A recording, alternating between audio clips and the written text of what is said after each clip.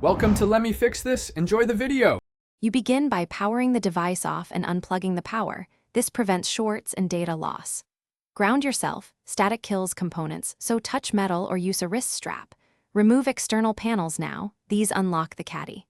Once open, identify the Caddy screws or release tab. Make sure to note the drive orientation and cable routing. Start with the nearest retaining screw so the assembly won't shift. Move deliberately and keep screws in a tray. You'll need them to reassemble later. You now focus on detaching the SSD from the Caddy. First, unscrew any rails or release the latch while supporting the Caddy so it doesn't drop. Small parts fall easily. Slide the Caddy straight out, do not twist. Connectors are fragile.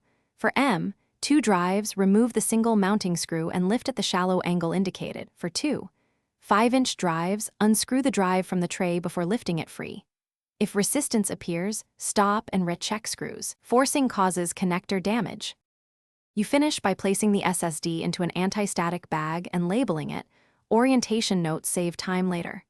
Reinstall panels and power up. Check BIOS or your operating system to confirm detection.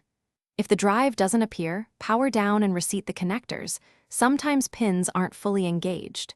If problems persist, test the SSD in another bay or with a spare cable to isolate the issue. If you still see no response, consider testing the drive in an external adapter. Thanks for watching. If you found this helpful, don't forget to like and subscribe.